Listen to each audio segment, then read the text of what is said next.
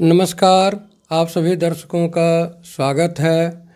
आज कई मुद्दों पर बात करने के लिए हमारे साथ हैं भारत पंचायत के पूर्व मुखिया कन्हैया सिंह बादल।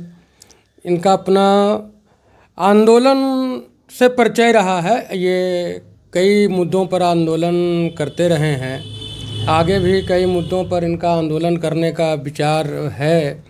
तो इनसे बात करेंगे जिन मुद्दों पर इन्होंने आंदोलन किया, उन मुद्दों में कितनों पर सफलता मिली और आगे क्या इनका मुद्दा। भैया जी, आपका मेरे चैनल में स्वागत है। सबसे पहले एसएस न्यूज देखने वाले तमाम दर्शकों को ढेर सारी मंगलमय कामना और शुभकामना। ये जो चैनल है वो सच के लिए गरीब गुलामों का आवाज़ बनता है, इसलिए बहुत बहुत धन्यवाद आपको भी पत्रकार बंधु। आप लगातार कई मुद्दों पर आंदोलन करते रहे हैं, जिसमें एक मुद्दा रहा है हिसुआ को अनुमंडल बनाने के लिए। आज हिसुआ का क्या स्थिति है, हिसुआ कितना विकास किया है, वर्तमान में उसकी राजनीतिक आर्थिक क्या स्थिति है, आप हमारे दर्शकों को बताएं। देखिए, हिसुआ अभी जो मेरा चित परिचित मुद्दा है, जो मुख्य मुद्दा है, मैं करीब 20 सालों से हर नया साल 1 जनवरी को सबसे पहले मैंने आंदोलन 2005 से शुरुआत किया था, जो हिंसा के विरुद्ध था। गांधी जी भी आंदोलन करते थे और उन्हीं से एक सीख लिया मैंने कि गांधीवादी तरीके से आंदोलन करके और जनता का आवाज़ बनूंगा और समस्या का हल निकालूंगा। तो मैं सबसे पहले हिंसा के विरुद्ध आंदोलन किया। जिस समय जदयू नेता अखिलेश्वर प्रसाद सिंह की हत्या हुई थी, डायरेक्ट हिंसक घटना जारी थी।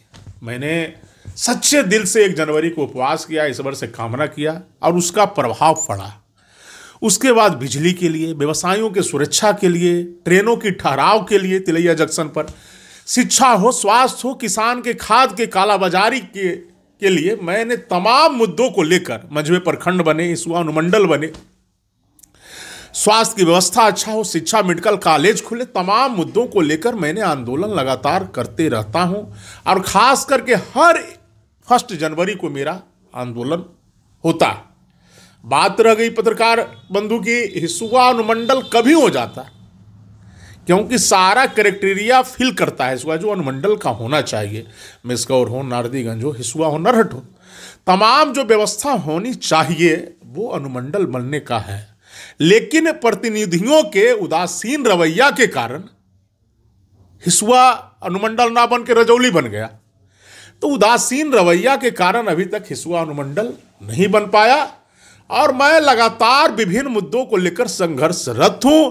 मेरा मानना है कि कुछ मुद्दा हल हुआ है, जैसे बिजली मिला, कामाख्या ट्रेन की ठहराव हुई, शराब के खिलाफ मैंने आंदोलन किया, शराब पर बिहार में रोक लगा।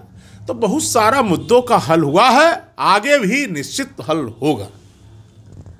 मुखिया जी, चंद्रशेखर जी जब मुख्यमंत्री थे बिहार के, तो आपके विधानसभा क्षेत्र में एक सदर अस्पताल की व्यवस्था की थी उन्होंने, लेकिन आज तक दुर्भाग्य यह है कि वह सदर अस्पताल शुरू ही नहीं हुआ। इस पर आप क्या कहेंगे? देखिए, हम तो बताएं कि संघर्ष के आगाज से नेता जो पैदा नहीं होगा, चाहे हिसुआ हुए पूरा देश की बात, और वैसा लोग अगर असेंबली नहीं पहुंचता है, विधानसभा लोकसभा, तो निश्चित है कि व्यवस्था में सुधार नहीं होगा। चाहे शिक्षा की व्यवस्था हो, हॉस्पिटल की व्यवस्था हो, किसी तरह का व्यवस्था, क्योंकि लोकतंत्र में सबसे सुपर सबसे पावरफुल स्तंभ है विधायिका, तब कार्यपालिका, न्यायपालिका, पत्रकारिता। तो इसलिए पावरफुल ही जब सिस्टम के विरोध हो गया, वही भ्रष्ट हो जाएगा, तो हालात तो ये होंगे ही। न एक मेडिकल कॉलेज है हिसुआ में, स्वास्थ्य में है भी अगर स्वास्थ्य केंद्र, तो वहाँ ना अल्ट्रासाउंड की व्यवस्था है, ना एक जांच होता है, मलेरिया का हो, खून जांच हो, पेशाब जांच हो, किसी तरह की जांच की व्यवस्था नहीं है। और लोग कहते हैं कि हम विकास किए हैं। प्रतिनिधि लोग, कोई मुखिया कहे, कोई जिला पर, मैंने कहने का मतलब जो भी हो, जनप्रतिनिधि हो, विधायक हो, सांसद हो, कहते हैं विकास। क्या विकास हुआ है? एक सेंट्रल स्कूल भी नहीं नवादा में खुला है, न शिक्षा के क्षेत्र में एक मेडिकल कॉलेज भी नहीं है। आपने क्या किया और खास करके मैं कहना चाहता हूं पत्रकार बंधु कि एक जो चीनी मिल भी थी, सोचिए क्या प्रतिनिधियों का कितना उदासीन है कि वो भी बंद हो गया। 80% लोग इस देश में किसान हैं। नहीं, वो तो बंद हो गया, लेकिन अभी आपके जो सांसद हैं और सांसद के पार्टी के जो लोग हैं वो ताल ठोक रहे हैं कि हमने बारसलीगंज में एक बहुत बड़ा तोहफा दे दिया और कई सौ मजदूर काम करेंगे। नवादा ज़िला का ही नहीं, अगल बगल का भी विकास होगा ये सीमेंट फैक्ट्री से। आपको क्या लगता है, यह सीमेंट फैक्ट्री जहां बनने वाला है या बन रहा है, वो उचित हुआ है या वहां के लोगों के साथ बड़ा छलावा हुआ है? देखिए, उचित और अनुचित बताते हैं आपको पत्रकार बंधु। चीनी मिल आप सांसद महोदय से पूछिएगा, आप पूछिएगा, डर लगता है भी। अरे डर लगता है कहिएगा। हमको क्यों डर लगेगा? पूछिएगा। कन्हैया कुमार बादल पूछ रहा था कि नवादा जिला में एक जो उद्योग था चीनी मिल, जो किसानों के लिए, क्योंकि इस देश में 80% लोग किसान हैं और किसान के टैक्स के पैसा से पूरा देश चलता है। 80% लोग किसान हैं और वो किसान का बंद करा दिया गया। उसके बाल बच्चे आज पढ़ाई नहीं कर पा रहे हैं, शादी विवाह में समस्या हो रहा है, और आप कह रहे हैं कि अरे मैं कह रहा हूं कि सीमेंट फैक्ट्री भी चालू होना चाहिए। यह हुआ, अच्छी बात है, स्वागत करता हूं, लेकिन एक जो चीनी मिल था उसको क्यों बंद किया गया? किसानों को रोजगार मिल रहा था, किसानों की आमदनी हो रही थी, इसके साथ साथ वो भी चालू रहता। ये इसमें सांसद महोदय हो या कोई भी हो, ये फैल है, इसमें बिहार सरकार हो या केंद्र सरकार।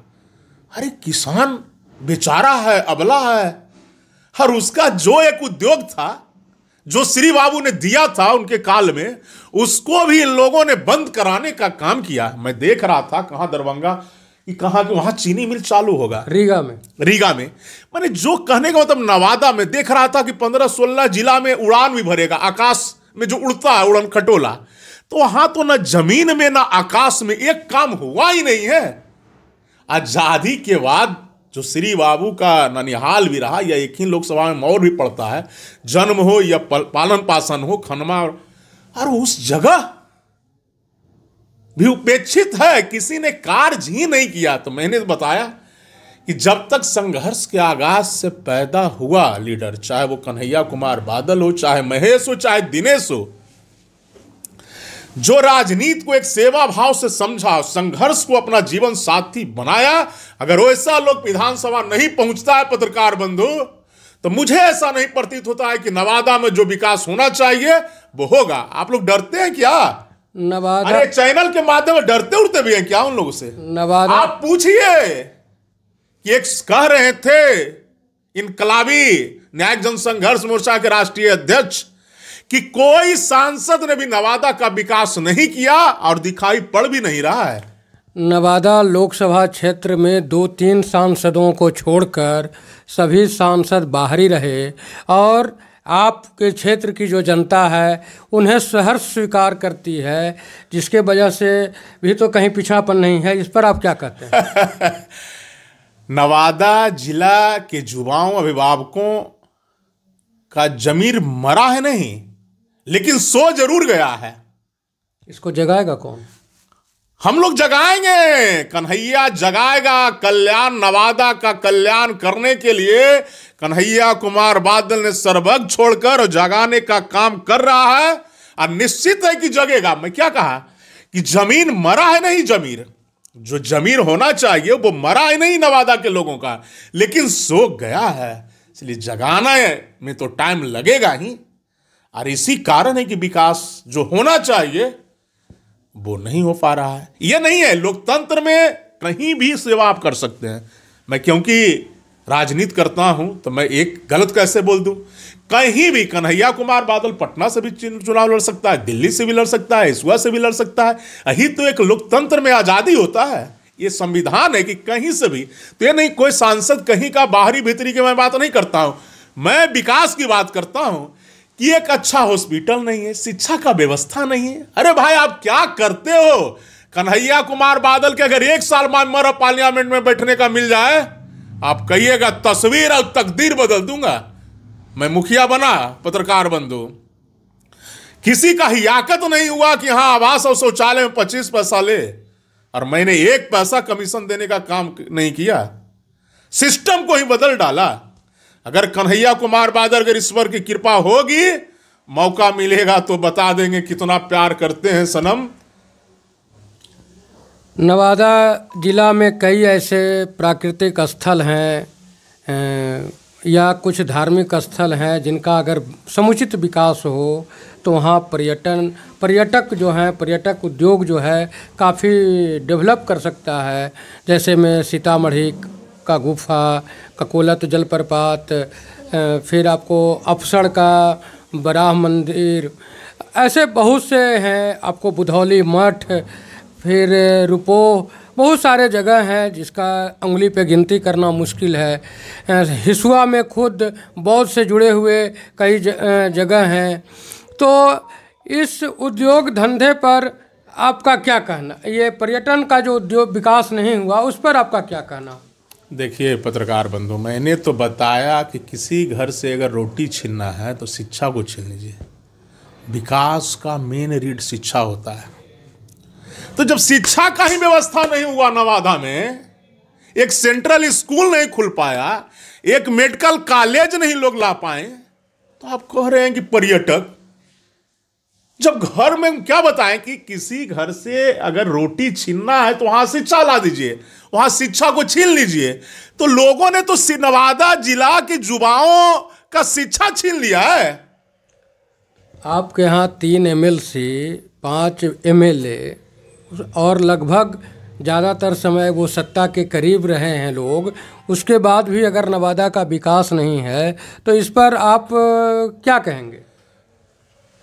पत्रकार में डॉक्टर नहीं इलाज करेगा कि आप चल जाइएगा बुखार लगल है इंजीनियर के पास, तो नेता रहेगा तब ने विकास होगा जी।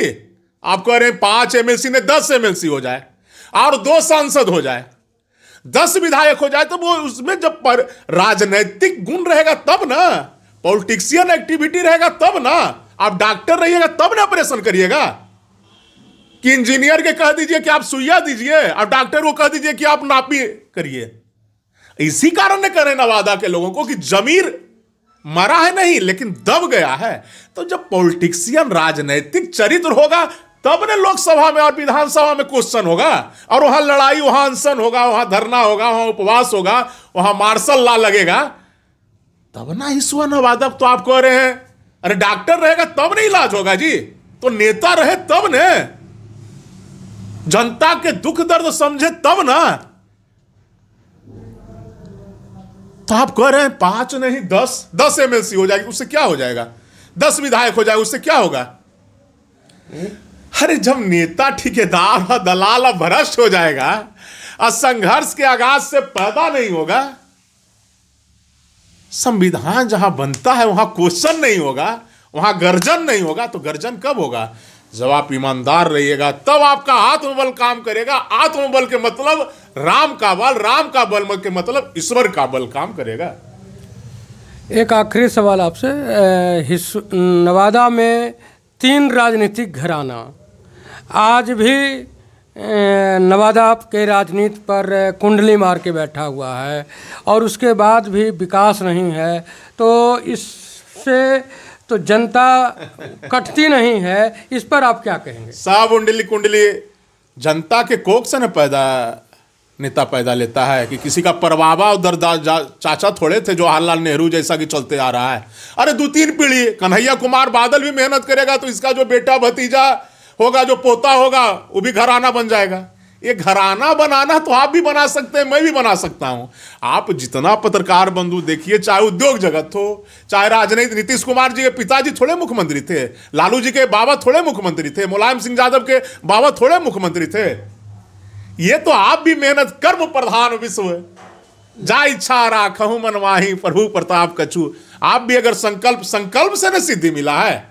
लेकिन अभी 2 विधानसभा आपके क्षेत्र जिला में ऐसा है जहां 2 पीढ़ी से सत्ता में हैं और एक विधायक जो वर्तमान हैं उनके घर के तो कई सदस्य विधायक रहे, मंत्री भी रहे हैं, जिला परिषद के अध्यक्ष रहे हैं, उसके बाद भी आप कहते हैं कि नवादा का विकास नहीं हुआ। इस पर आप क्या कहेंगे?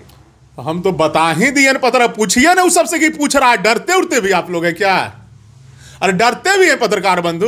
पत्रकार जो वह डरेगा जो पैसे के बल पे पूछिएगा कि आप में राजनीतिक चरित्र है। तो विरासत लालू जी मुख्यमंत्री थे, अब हमारे तेज प्रताप जी को उतना नहीं भी अगर समझ में आएगा तो गद्दी संभालेंगे। मुलायम सिंह यादव जैसे हो सगर आप देख रहे हैं, झारखंड में देख रहे हैं, शिबू सोरेन जी ने मेहनत किया, तो विरासत तो गद्दी लोग भोगेगा ही ने। देखते होंगे जिसके घर में डीएम हो जाए, इंजीनियर हो जाए, व्यवसाय, सोना दुकान कोई खोल दिया तो उसका पोतो बैठेगा, बेटो बैठेगा, सारा सिस्टम चलते रहता है। आप ये कहना चाहते हैं कि जिस तरह से सोनार का बेटा सोनार होगा उसी तरह से विधायक का बेटा विधायक ही होगा, चाहे क्षेत्र का विकास हो या न हो। नहीं समझे पत्रकार, बुद्धि नहीं हो सकता है। नहीं अब कोई नेता बन गया तो नाम तो चलता ही नहीं है। आज जवाहरलाल नेहरू खानदान तो चल रहा है कि नहीं, ये मैं नहीं कह रहा हूं। जिसके के हाथ देखते होंगे आईएएस होता है तो आईएएस एक लॉबी तैयार हो जाता है, खरीद भी लेता है पढ़ाई को।